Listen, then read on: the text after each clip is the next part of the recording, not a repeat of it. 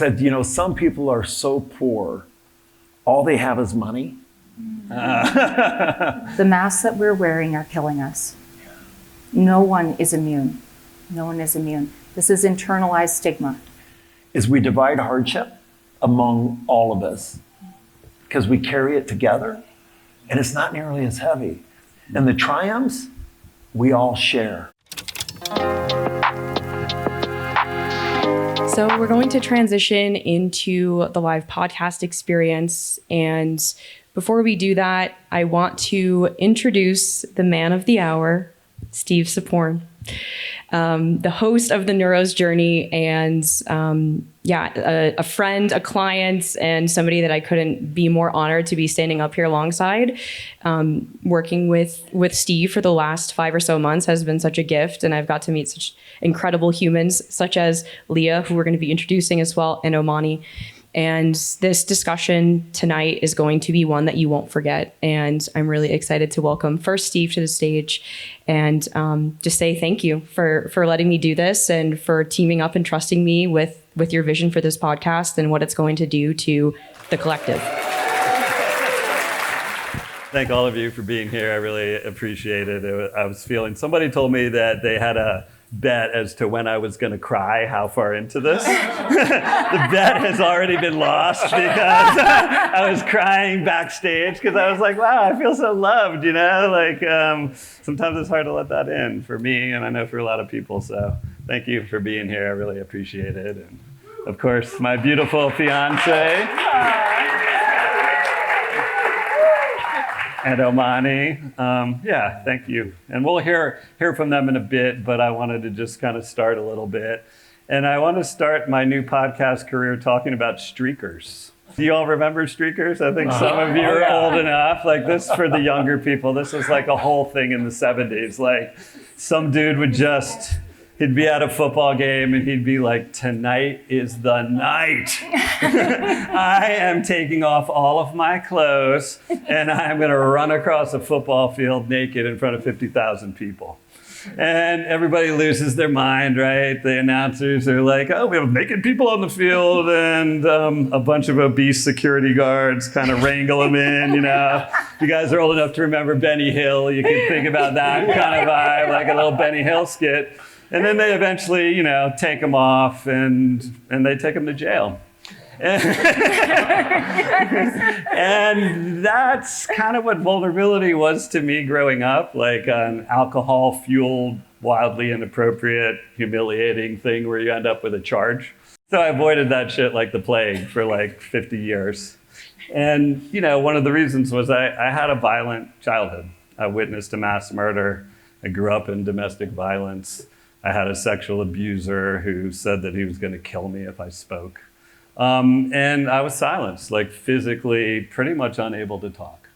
I studied so badly that it was just one of these sad things when a little kid is stuttering on every word. But I avoided all of that stuff. And what I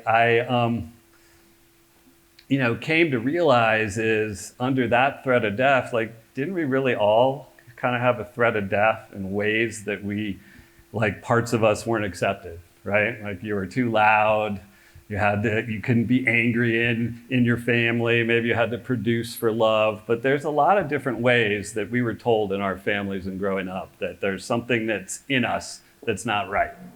And that's also a threat of death, right? It's your family, it's the people who are taking care of you.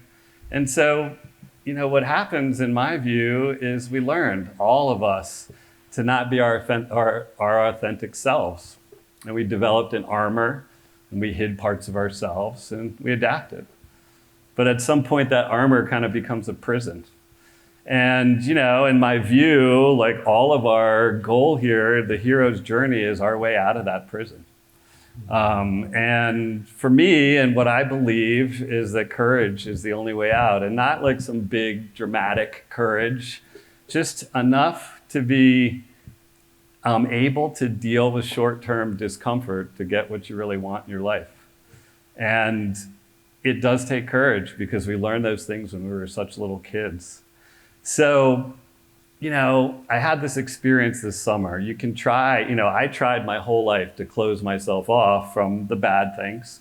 But you can't kind of selectively numb. And so I had this experience this summer with my son Apollo, and we were in New York City, and he was doing this college abroad program. And it was like, he was on a high. He was feeling really good. And we were out to dinner, and he's a very articulate, observing, loving cat. I love Apollo. And he started appreciating me as a father. And, the way he was doing it was really insightful. And what I realized is I started diverting my eyes. I couldn't even look him in the eye. And so all of this stuff where I was avoiding these bad things, I was also not letting in the good things. I was not letting in the love. And, that sort of moment for me, as Apollo would say, he's got this saying I really like. He would call it peak cinema. But I couldn't be part of my own peak cinema experience because I was feeling unlovable. And so, that really was I am going to tear this armor away. I want to let the good things into life. And I'm going to try to be willing to sit through some discomfort. This party was very discomforting for me. And it was laser attack towards all of my childhood wounds. But I just sort of decided that I'm going to do it. And thank you so much for coming out. And, I kind of realized vulnerability is not streaking across a football field. It's just being the courage to be seen as you are with no guarantee of how it's going to turn out. So, and this is kind of what the Neuro's journey is about, the courage to be vulnerable, understanding that we're all on this hero's journey, and showing up for the healing for yourself and the people around you.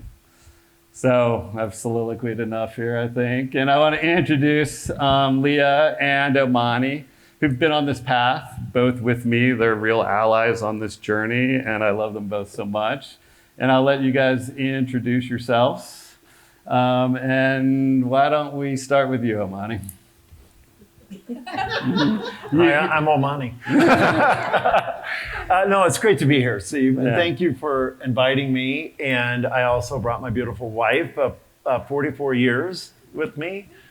And thank you. And my brother-in-law, Donut. And if you're wondering, do they really name people Donut in Nebraska? They really do. And then my older sister, Rhonda. I'm kidding. She's younger.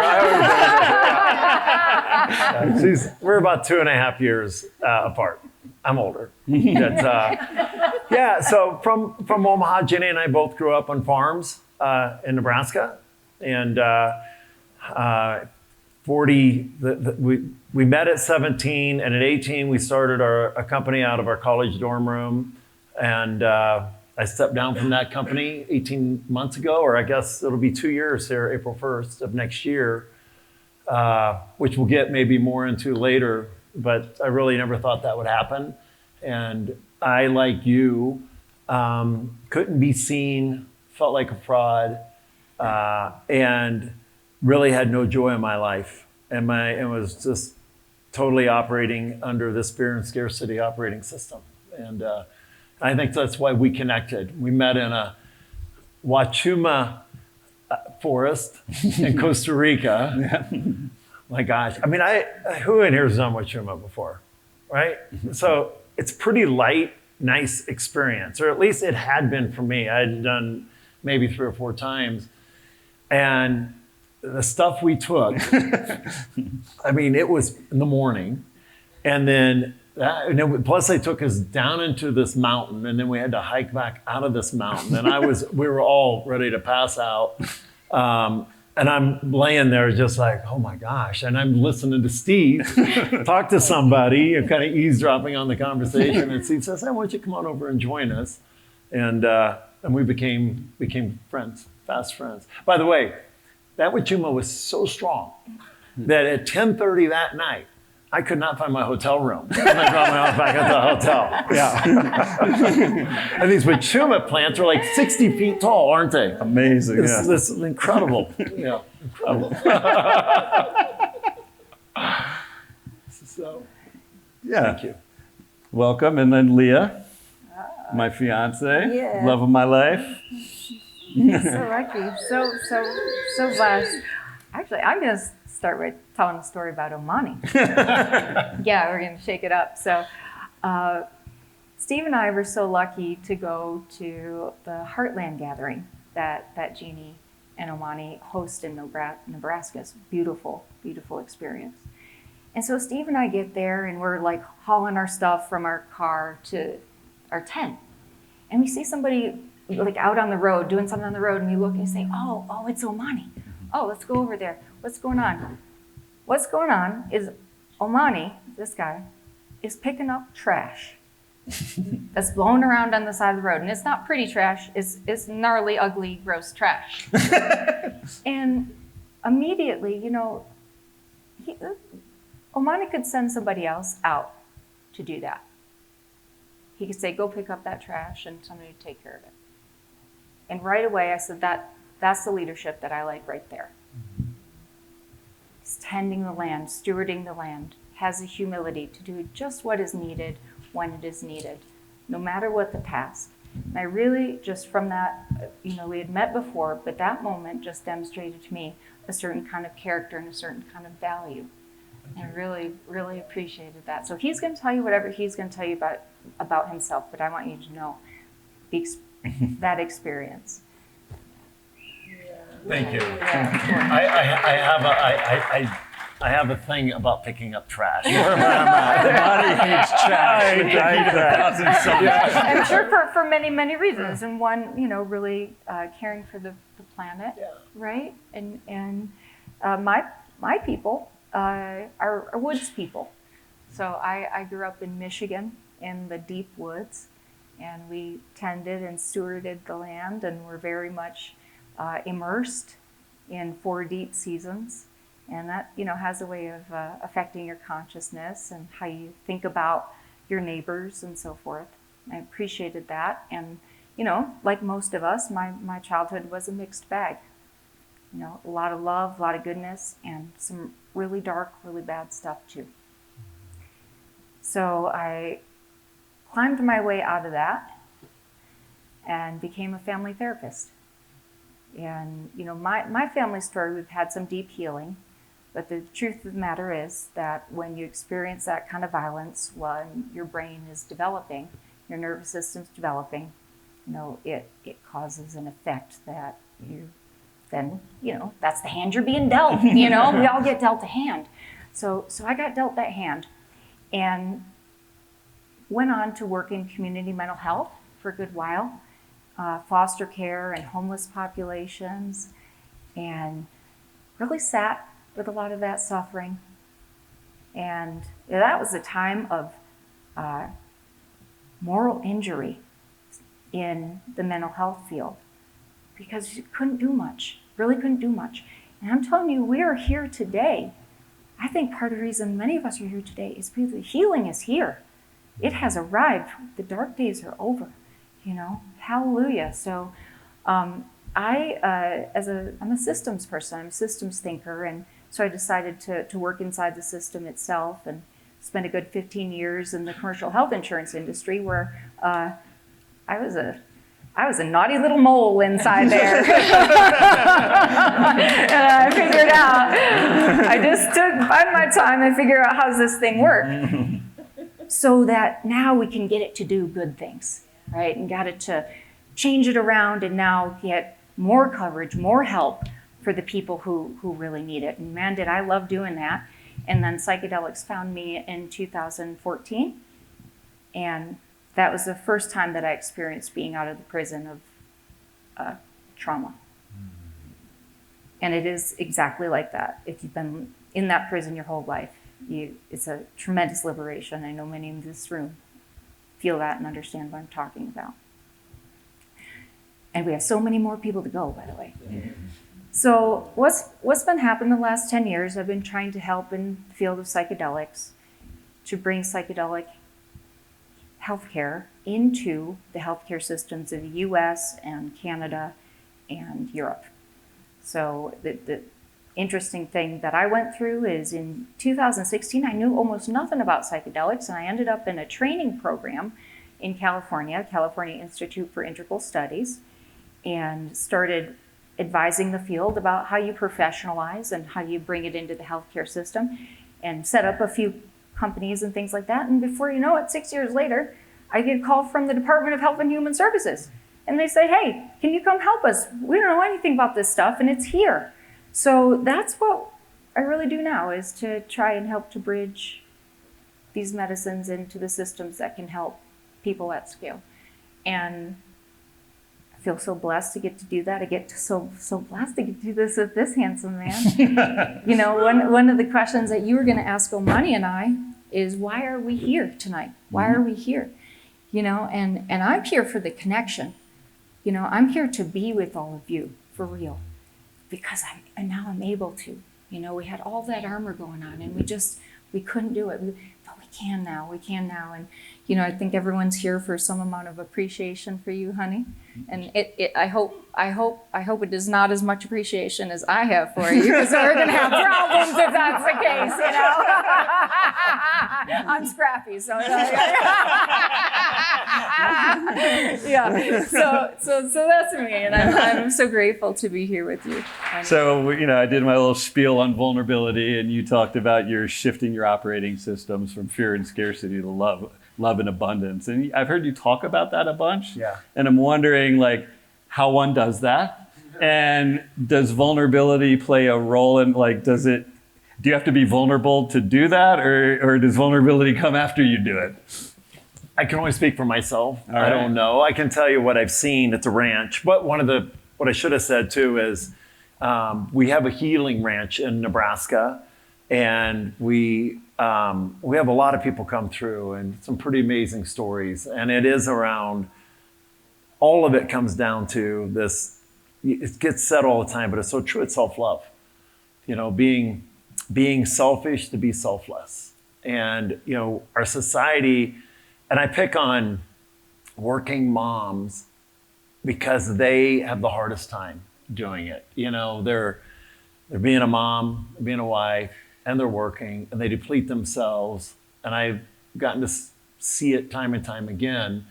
And they just don't have time to really take care of themselves and to really truly love themselves. And what we do teach is, by doing that, you create unlimited energy. You know, so often you're just so depleted when you haven't really taken care of yourself. And I think part of that is connection. You know, the reason I'm here is, to me, the community is the medicine. You know, being immersed with people that want to connect with each other, that want to go beyond, you know, when did you get in? What movie did you see? How's the weather? Like, questions like, what's most alive for you? Or the most interesting thing you've done? I asked a question today on the way over. It's like, when's the last time you did something for the first time? Like, I really want to, or when's the last time you cried in front of somebody you didn't know, right? Yesterday. But that vulnerability, I think, is the key to intimacy. You know, being vulnerable, really showing who you are, being able to just be you, and with the people that you're with, is really the key. Now, Karosh, if you've never met Karosh, I call him my cosmic father. He's done so much for me personally, but for my family. He was a person that really set me free on this journey. And you know, he reminds me all the time. I was just with him. We just ended a retreat at noon today. And I'm always like, yeah, I made this shift from fear and scarcity to love and abundance. And Karosh is like, not always. Like, I still see some of the, and I go, you're right. You know, it's the awareness around it. And this question about vulnerability is the same.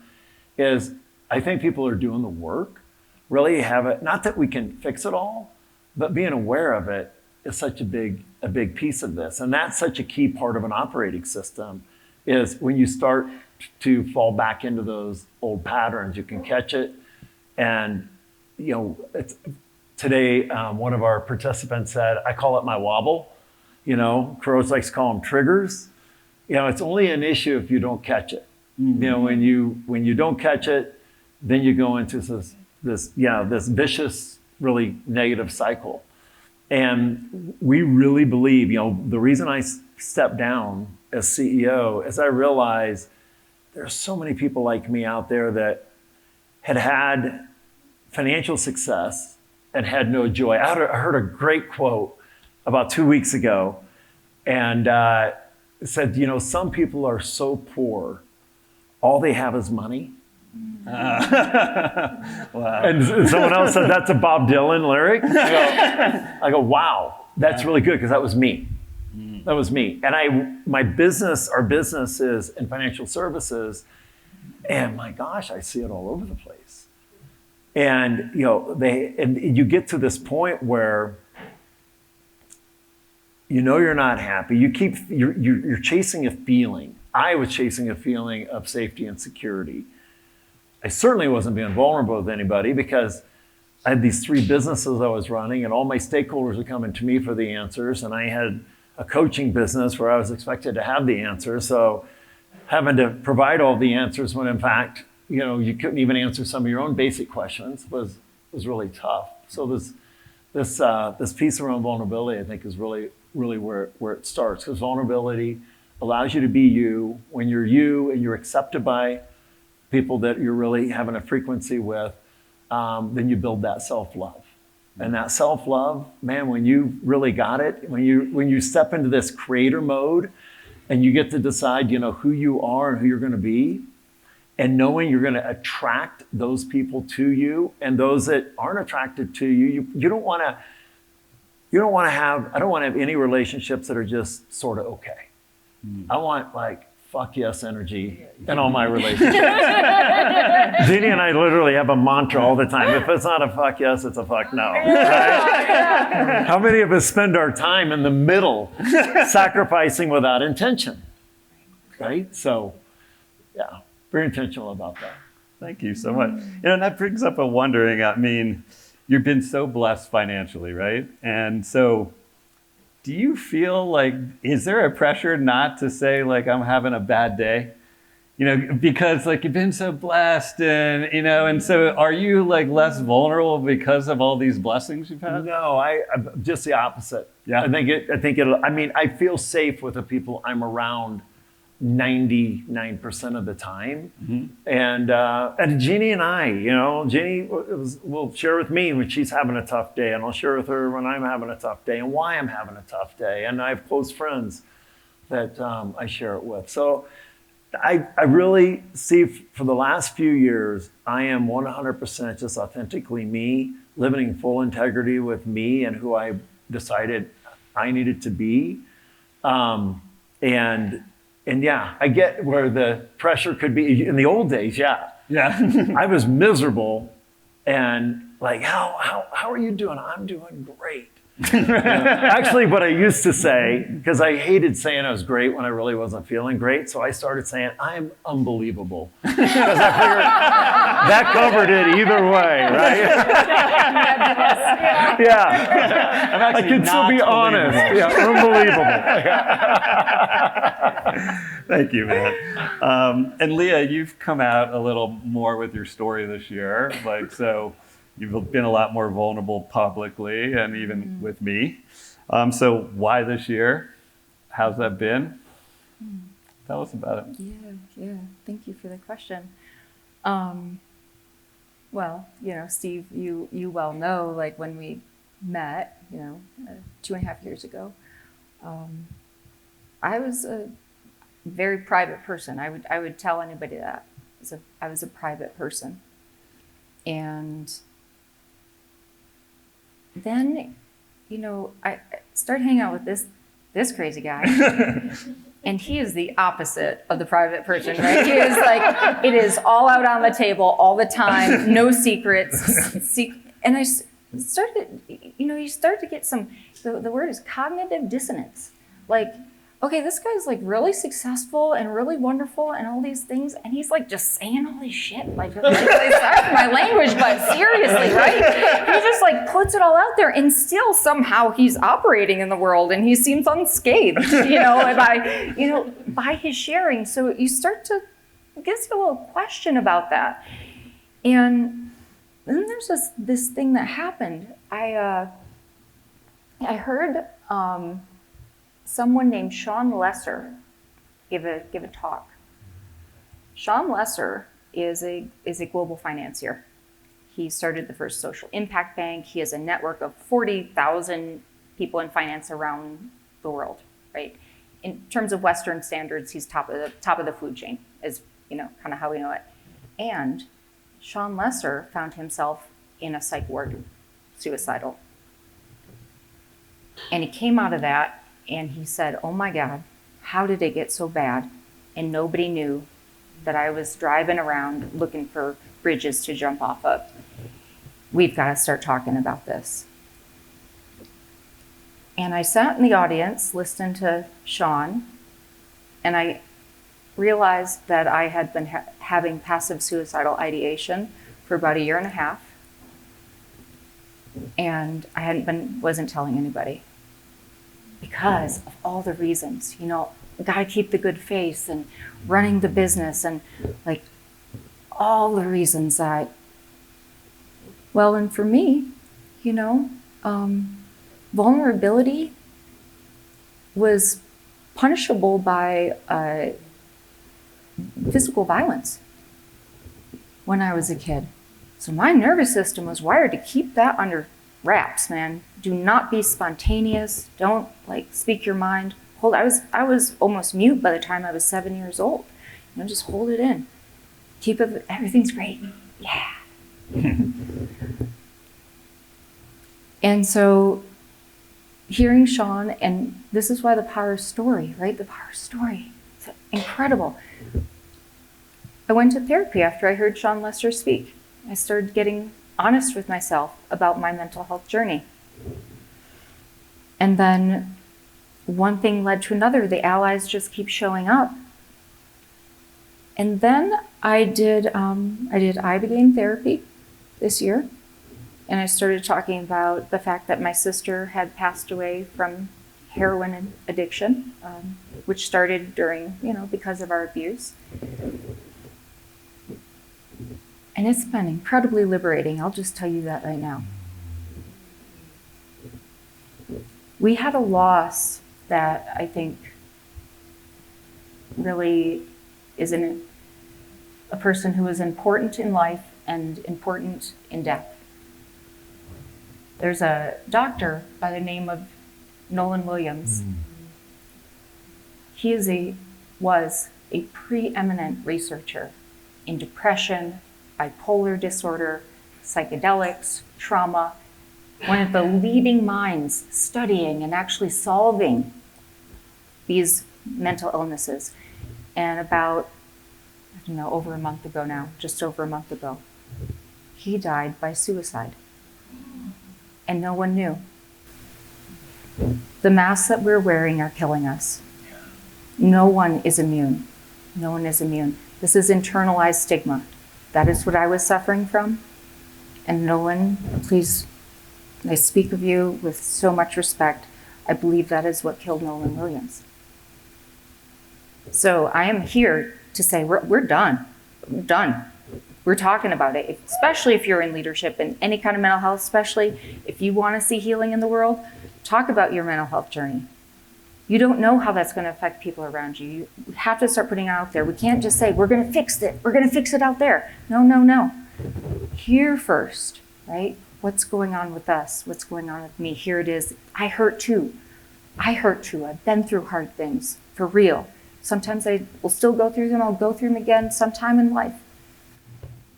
But that's what changed, honey. And, you've been... We have really good dinner table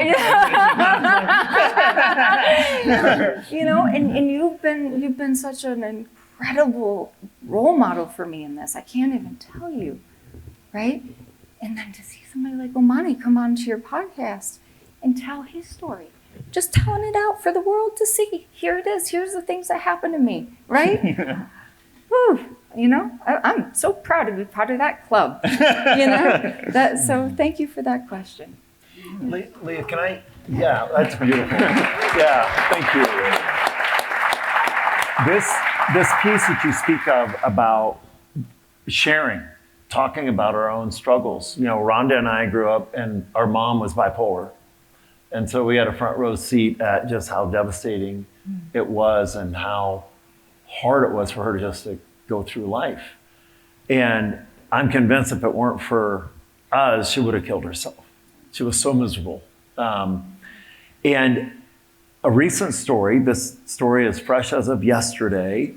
When I started my journey, I just wanted to be out there front and center and tell it and talk about my own struggles.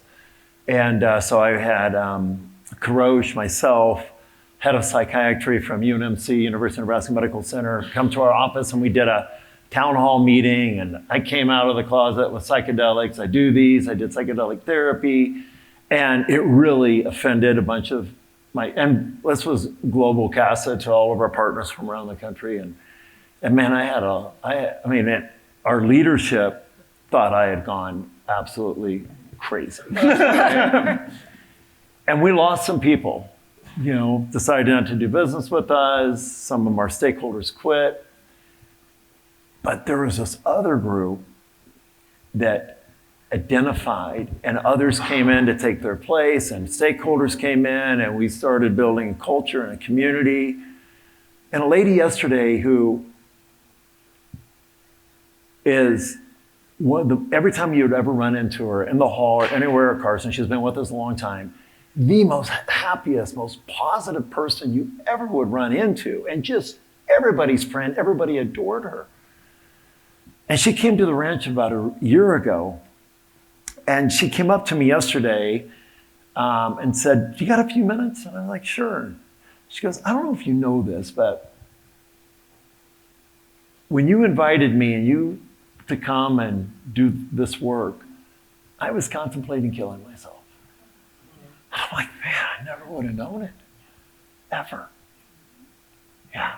So taking our mask off, being out there, being vulnerable, knowing there's a risk. I mean, there is this thing called discernment, right? I'm sure there's a few of my partners I wish I had a little more of that, you know. I know Jeannie wishes I had more of that. But I think about this particular person, she may not be with us today. And yesterday, in our own community, we had a friend yesterday killed himself, shot himself in the stomach. I know. And we're still like, it's awful. And it's in the veterans. I mean, another one of our people today was just talking about how many people he's been talking off the ledge from PTSD. I mean, it's an epidemic. People are less connected, less happy than ever before, and really struggling. Yeah, and that's what we're here for. That's what we're here to change. That's what I think this room full of people is here to change that. It's time, right, to create the connection and the community that can hold this healing. Yeah, and I'm so glad that your friend shared that with you, and she is still with us, and we pray for you and for your friend that lost his life, and for his family. I'm so sorry. Thank you. And this community, she said, the experience was great, but the community, because when we have a saying within our community, is we divide hardship among all of us, because we carry it together, and it's not nearly as heavy. And the triumphs, we all share. It really is like every day I'm on that thread, and there's something really special going on, and people are sharing, and people are rooting for each other. It's not a zero-sum game. No, not when you share and divide. It is an exponential difference maker in all of our lives. Incredible. Can I riff on this really quickly? Sure. Oh, yeah. That's right. I know, Steve's like, where are all these questions I gave you guys that we were going to go? Yeah. Let's get to your questions. Get to your questions. So it comes up for me, Omani's made it clear. He he's from Nebraska, right? This is agricultural communities. I grew up in an agricultural community as well. And one of the things in agricultural communities is that you absolutely 100% need each other, because all those crops need to be planted at the same time. They all need to be harvested at the same time. And so you bear the load together, and then you share the rewards together. You know, it's kind of already, it's in our DNA. Yeah. It's already in us to behave in these ways. We just have kind of forgotten. Kind of, but not in the heartland. Not in the heartland. No, it's alive and well. It is. Hey, quick pause before we keep going. If this conversation is landing with you, become part of the Neuro's Journey community by subscribing and following along for more stories like this of courage and the science of healing. I'd love for you to drop a comment below and share what part of the episode hit home for you. Anecdotal stories, we have people relocate all the time to work in Omaha, and at first we call it the Echo City because whenever someone says I'm moving to Omaha, they go, Omaha?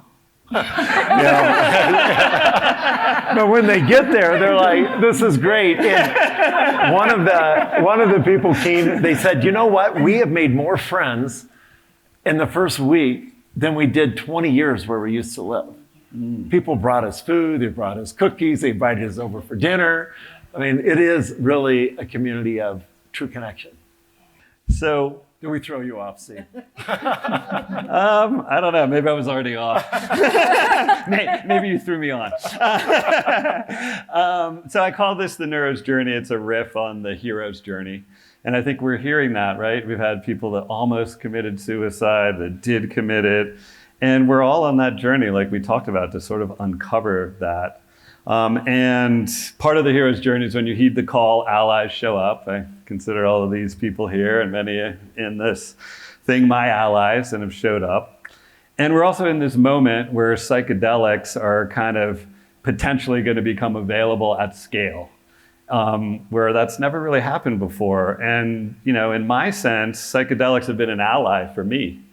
And we're at this time where we potentially have humanity getting this new ally of psychedelics. And you guys are both kind of on the front lines in different ways. Leah on the poly side, and you're, you know, right on the front line. So I'm interested in what your take is about where we are in this moment and what you think adoption of psychedelics in society might do for us. You can choose your order. Can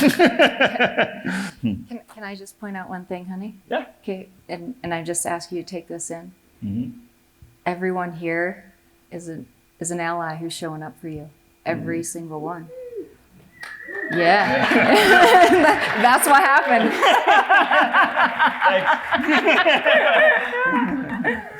I'm such a believer. I think there's so many ways to get there. I mean, I don't believe it's a panacea. But for me, I had to be jolted to taste joy. And once I tasted it, I was like, wow, there's a whole other world here. And it started my true healing journey. So I was able to find joy within it. And I think that this train has left the station, and it's going to not just mental wellness, but it's also bringing communities together. Like this mycelium network of, you know, we've got our community, but there's hundreds, if not thousands. Shoot, there might be 10,000 of them worldwide when you include the micro communities that are starting to organize. And it's not the fringe. It's not people that I would have perceived a decade ago as long-haired, as Rush Limbaugh would say, what was it? Long-haired, maggot-infested hippies. Yeah. Dope-smoking hippies. Long-haired, maggot-infested, dope-smoking hippies. That's what Rush said all the time, right? Gotta feel that hair. Right? Oh, yeah. Yeah. And now, at the gathering this year, we had Governor Rick Perry there. About as far right as you can get. Oh, yeah. And we had Tenzin Selden, about as far left as you can get, having a great dialogue. Because we have way more in common than we have differences. I think this is bigger than just that. I think you're talking about being within the system. You know, I think this is one of the roads of the many roads that are starting to develop at this grassroots level area, to ground level, to start bringing people together in connection. Even at the ranch now, like people maybe started with a psychedelic experience, but they crave just being together and sharing and ideating and solving and being with one another. And that's why I think the big magic is, we want to heal people. And mental wellness is so, so important. But then what do we get beyond that is, our vision of the community that we're bringing together is to harmonize humanity with one another and with nature, and to put key leaders in key positions around the world. And I really believe, and I think AI is going to play a big role in this as well. And it's really going to happen. But we need resources to do that, right? Kind of like where woo and do come together. Woo and do. And because, coming into this space and this consciousness space, I meet a lot of incredible people, a lot of great ideas, but not a lot of how do we take it from an idea to actually do something at scale with it? That's what's starting to happen. And for that group, the psychedelics are a key because they're like me. My first journey I did, can I tell a real quick funny story? Okay, because I was so terrified. Jeannie and I, we grew up drinking all the time, and drinking was fine, right? Drinking was healthy, right? Drink a couple of bottles of wine a night and be good. And so I spent an entire week in Venice, California with Karosh. I had given up on therapists. I was mad at the world. I hated myself. I hated my life. And I felt terrible. And so as I'm leaving Karosh's office on a Friday afternoon to come back to Omaha, I'm like, what about psychedelic therapy? And he goes, I think it's a great idea. And I'm like, wait a minute, why am I bringing this to you as I'm leaving your office? Like, seriously, I was really irritated. The old me just stepped right back in. It was like, he goes, listen, the medicine will call you when it's ready for you. So he refers me to this doctor who's operating underground in Topanga Canyon. And he said, hey, I don't know how receptive, you've never done any of these compounds before. He sends me this chocolate bar. Oh, God. And so just says, he didn't say don't eat the whole thing, right? So literally, my kids are having a New Year's Eve party. I wish you would have given me a little more instructions on what to do with this bar. Jeannie's getting ready. I get ready. I'm done about a half hour ahead of her.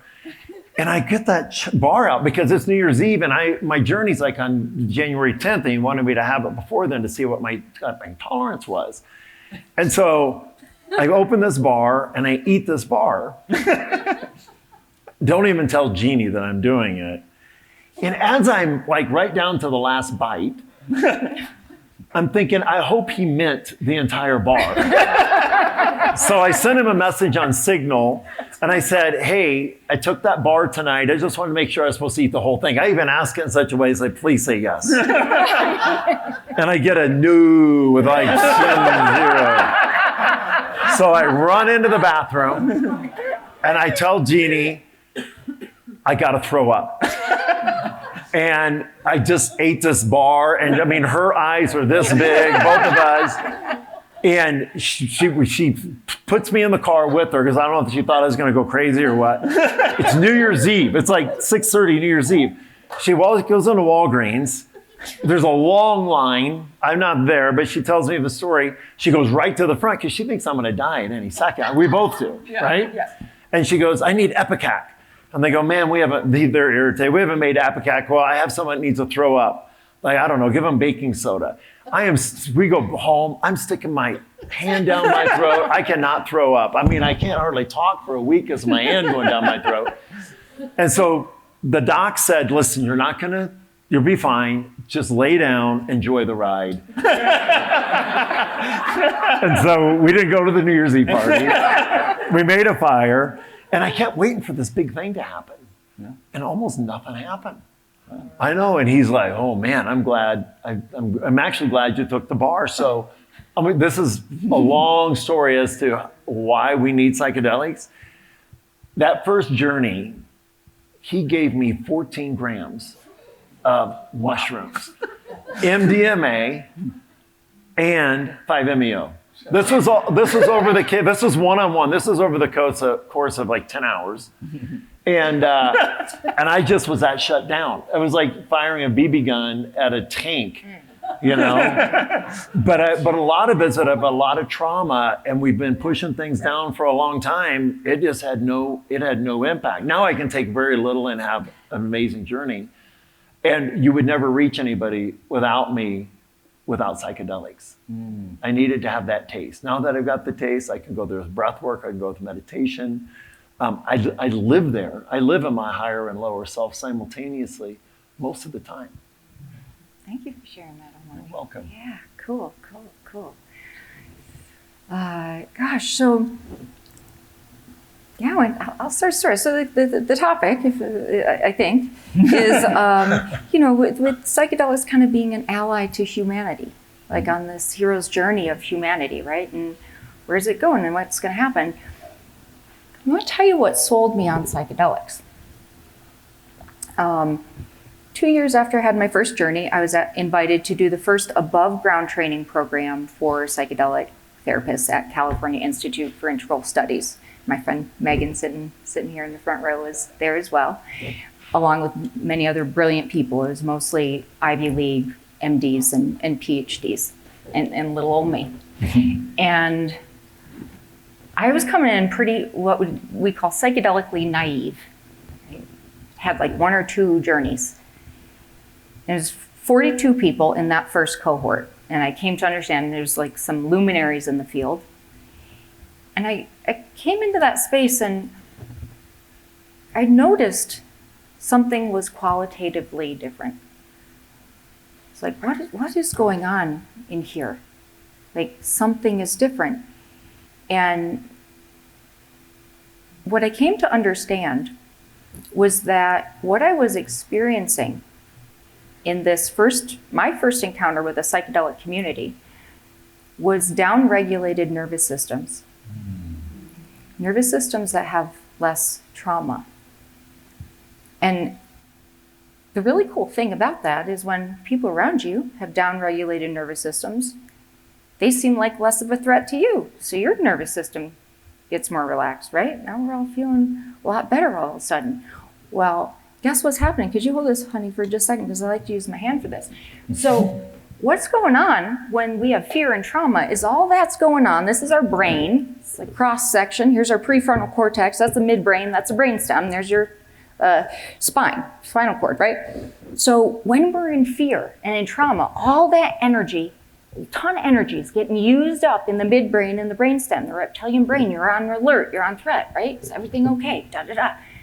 Now, when that calms down and you know that you're safe, well, guess what? All that ton of energy now gets pushed and is available for the prefrontal cortex. And this is where we solve problems, we plan, right? And so you think about that at scale. What happens if a critical mass of humanity, right, starts to have downregulated nervous systems, they feel more safe, all that energy now starts to come online. And we start to solve some of these bigger problems that we're having. We start to be able to connect with each other, and we start to be able to collaborate more effectively. And what do you know? This game of life starts to be solved. There's a video game, some of you may remember, called Super Mario Brothers. Now, some of you remember it, right? So it's a tricky little funny thing in Super Mario Brothers that I happened to discover. It's a hard game to win if you just go straight through all 10 levels. Very, very hard, very hard. Takes a lot of your time to do that. But if you discover that on level 4, there's a trap door, you go up to a separate level above, and you go roundabout and you hit your head on this this is a true story. You hit your head on this invisible box. You keep going around, mushrooms start coming out. I'm not kidding. Boom, mushrooms, boom, boom, mushrooms, mushrooms. And you start to rack up all these lives. You could just keep going around and you rack up like, I don't know, like 40, 50, 60, 70 lives. It's easy to win the game. You only got to get to level 4. I think this is the hack, right? So this is, I feel like, the evolutionary leap that humanity has with psychedelics. And because of adoption curves, because of the connectivity that we have everyone has in their pocket right now, it's really cool, right? We're gonna hit those adoption curves. Natural human curiosity is gonna keep moving us along those adoption curves till we get to a critical mass. Not everybody has to take psychedelics for them to help heal this world, for us to live in harmony with each other and this planet, which is really the game that we're all trying to solve at this time, right? So yeah. That's So it's all about the mushrooms. I like them all, but but somebody who made Mario, like really, I mean, I'm playing this game when I'm like maybe 8 or 10 years old. I had no idea what that was all about, It's like, okay, I got all my lives. Like let's win the game. Yeah. Wow, I love you so much, Peanut. That's You're my fave. I got a couple more questions here. One of the things that the Neuro's journey is also about is this concept that I like to think of neuro leadership, which is essentially like prioritizing responsibility for our own nervous system and brain health as first things we do, as opposed to like me, I used to start working and then maybe at the end of the day, if I could squeeze something in. But just to be like, we're gonna take care of ourselves so we can impact the system in a different way. And with my own healing journey, I came up with these values of curiosity, courage, and action. And so I try to do something in one of those things each day. Curious about my own experience, curious about what's out there to heal, having enough courage to sit with some things, sitting with sexual abuse and shadow work is difficult. And really action like on a daily thing. I mean, we can do psychedelics 4 days a year, but 361 days a year is where life happens. Yeah. And so it's daily action. And I know you all lead from that place. And I know you also probably led from a different place at times. And I'm wondering what your experience is of regulating your own nervous system and how that impacts where you lead, which is your family and your businesses. Omani, why don't you start? You mean, how do I do it? I'm just wondering, what's the impact that has? Like, so now that you've changed, how do you lead differently? Oh, how do I lead differently? Yeah. Wow. And well, I could start with Jeannie. You want to come up and answer that? Because I totally lead differently. When we have people come through, so often people that come through the ranch have a partner, a spouse, long-term partner that is so terrified of what they're doing, and they want to bring them in so bad. And they go, what do I say to convince them? So don't say anything. Just let them observe your new actions and the way you're starting to show up in the world. And my stakeholders, I mean, I was so militant. I was truly a drill sergeant. And I got great results, but I don't think anybody really I don't think anybody loved working with me. I think a lot of people worked with me and they loved the excitement of we were always doing something big. But I don't think they found a lot of joy in it. And I think that is different today. Like I lead with my heart. I didn't know what it was to really love myself. And so you can't love anybody else. I couldn't love anybody else more than I love myself. I think it's a human condition for everyone. And so once I did that, Jeannie says, and a couple of our friends said, you love everybody. And I'm like, man, I really do. I love people. And my brain was, because I was on this hedonistic treadmill for more, trying to chase this feeling that I felt was going to be somewhere out there. I never took the time to really have a conversation with anybody. And I had so many things going through my head all the time that even if I wanted to listen, I couldn't comprehend. And now I've really slowed down. I've really taken care of myself. I've really stepped into what I call creator mode. And I lead with the heart and from the heart. And I love conversations I have with people. I hear, I see, I feel. And it has translated into just incredible stakeholders. I don't call them, I've never called anybody that's ever worked with me an employee or staff. There's simply internal stakeholders and external stakeholders, right? But we all have a stake. By the way, I've believed in the conscious capitalism model for most of my life, which John Mackey and Raj Sisodia. Anybody familiar with the conscious capitalism movement? Yeah. It's really powerful, and it's the way that you bring everybody along. But now I can not only agree with the structure of it, but I also lead. I lead from the heart, which I think is the key to making conscious capitalism work, to really be effective. Yeah, beautiful. And your financial results have continued to be incredible, right? You've not given up. Okay, here's the cash. Here's a we can love and make money, right? I want to share something with this group that has really been amazing. Is when I was working all those insane hours and pushing so hard, I was successful. But about a decade ago, because of the work I did and the totally way that I changed my leadership, it tenfolded with a 100th of the effort. Our business literally, I say this not to impress you, but to make a point, in the last 30 days, has had more success than our business had in the first 30 years.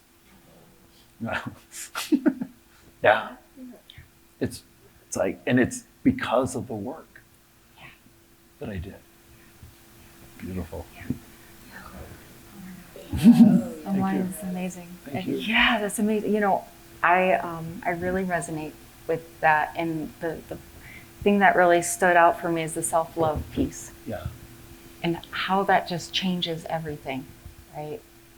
How you're with yourself, how you interact with others. Like, transaction, that's just not a thing, right, anymore. When you're not trying to get stuff from other people.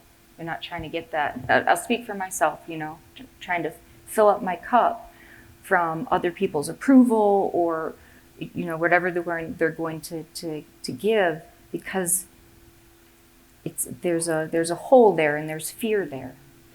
Another quick thing that came up for me, like when you were talking, it was how wonderful it must be for those people who get to be, you know, have the experience of being witnessed by you. You know, I could just imagine that especially if they knew you before. Yeah. But even now, you know, just like, oh, what a tremendous human being, and he's seeing me, and he's really connecting with me, and what a blessing for them. How cool. Yeah. How nice that is. Yeah.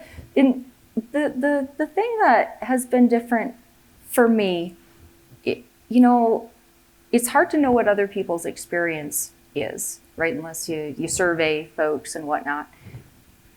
But darn, I'm just a lot happier.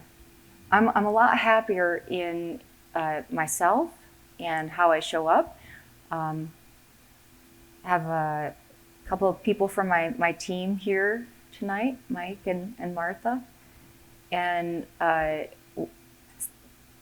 we have a lot of fun. My goodness, we have a lot of fun.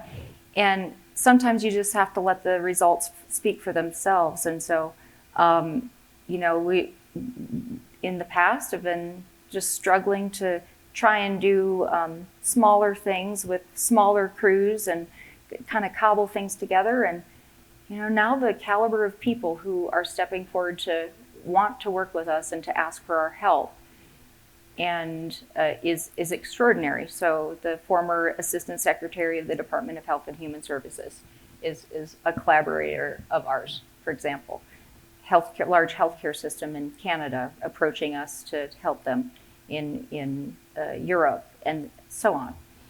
And so you just say, okay, something is happening here. I am both happy. I'm having a better life, a better time. People around me are more happy. I have a family life, which I've never had before. It's amazing. Feel relaxed and happy in myself, and more is flourishing, is just kind of magically happening. Like, you can't really make sense of it, because before, coming from the scarcity and fear, you're grinding and you think it's just, the answer is grind harder. And then you shift to the love and abundance, and I use this, I thank you so much for that. Shift to the love and abundance mindset, and you get into the self-love, and you get into the flow, and it becomes more of a surrendering, and it becomes more of an allowing for the beautiful things that want to happen through your life and through each of your life here, as you surrender into your own self-love and into your own healing. The beautiful things that want to happen through everybody in this room, right? We all recognize that. We get to do that together. So, yeah. Yeah. Yeah. You said something. What did I say? You said something that is so, that grinding hard. So when you're doing that and you're in that fear and scarcity, what does it invite in? Oh my God. Just that. Other people totally operating that way. You do, because you guys you're on the same frequency. You know, you're driving down the road and you're trying to tune a radio station. You ever get one where you just kind of hear it, but it's crackly, and it's like, it's like as soon as you line it, you're like, okay, I'm there, even if it's not the station you want to listen to, right? But you're like, okay, because you can get a strong signal because people attract like people attract, right? And so the shift when you're over, it's like, I have people, man, that I have such a level of trust with. We had a group through the ranch, and it's a musical group, and they're going to be really big. They're on a parabolic ride right now. You've heard them at the gathering. And he said, the head of the band said, I know this group better than people I've known for 20 years. Because they were such aligned on a common purpose through love. Through love. When you're in there and you open your hearts and you have that shared experience, you're like, wow, I can live this way. I can be this way. And it's not just a temporary condition, right? It's something that I can enjoy every day. Yeah. Yeah. Yeah. Thanks. You're welcome. Yeah. All right, we'll wrap this up soon here. I just have one last question for you both, and it's just, what is your deepest wish for the people here and everybody listening? Let me go first, love. This may come across a little selfish. What occurs to me in this moment is that my deepest wish for everyone here would to get to have some amount of experience of the beauty that it is to love you. It's true, honey.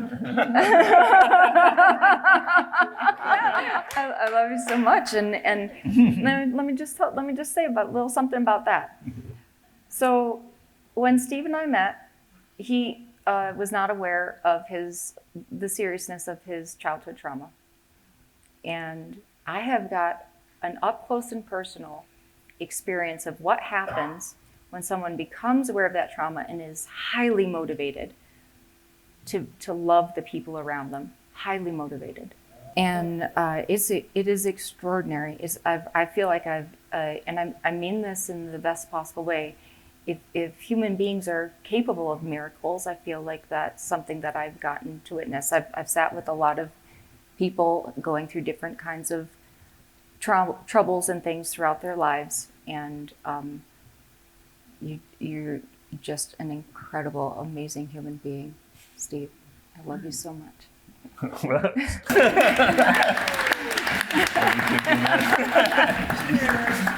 Yeah, follow that, man. I love you too, Steve. You got it. Yeah. Oh my gosh. Well, also, I mean, to take off that energy, I would love for someone to have a partner like I've had for 44 years that has been by me, with me through a lot. We've been through a lot together. And I was just telling someone in the back of the room tonight, we're having the most fun we've ever had. And we've both done a lot of work to get there. You know, we were separated for 3 years. After I lost my mom, you know, that was one person that I knew loved me unconditionally. And my dog Nellie, who just passed recently. Oh man. But what I hope for everyone here in this room and for all of humanity is, I believe we're entering into a period of abundance that we've never seen. And it's going to be really a rocky transition to get there. That people do and have access to self-healing, because I believe the way we change the planet is from the bottom up, the top down, and operating within the existing system that's out there, right? You got to use their weight against them. And that humans start having their best days they've ever had and feeling that their best days are in the future because of the love they found for themselves. That's what I hope for humanity. Yeah. Yeah. Yeah. Thank you. Wow, what a conversation. Thank you guys so much. I love you all so much and feel so blessed to be up here. And it's easy being a podcast host when you just ask questions to people like that. Not that hard. Yeah, I mean, my deepest wish would be just that we stop waiting. Like that we have the courage to be seen right now. And we realize that we're all the heroes of our own journeys. And that we're in this together. We can see somebody struggling and just be like, they're in that part of that path where they're getting their lumps. And just to know that we're not alone and that we can be together and we can connect and we can talk to each other when we're feeling good and when we're feeling like we're struggling. And we can just be real with each other and love each other and that we're all in this together.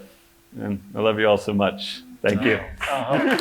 Well, that was a beautiful conversation. Who cried? I want to know. Raise of hands. Did anyone tear up? I did. Put them higher. Put them higher. We're being vulnerable. Remember, you guys? We're being vulnerable. Thank you all. That was beautiful to witness. And I think I saw myself in a lot of parts of your stories, and I'm sure that you all did too. And I really just want to make the invitation for you all to have a conversation with one person that you don't know this evening about your biggest takeaway from the conversation. Make connection, be vulnerable. It does require you to open your heart and put yourself out there and go up to someone and tell them, hey, my name's blank, and this is really what resonated for me. We can really do it at a human level tonight. So I really hope that you do that. Thank you so much for joining the Neuro's Journey podcast. If this episode landed, share it with someone who needs to hear it. The real medicine is in the connection, and this community only grows when we reach for each other. Subscribe so you don't miss what's coming. And if you have a minute, leaving a rating really helps more people find this work. And keep showing up for your own journey. Every small act of courage matters. For you, for the people around you, and for all of us. I am so grateful to be walking this path with you.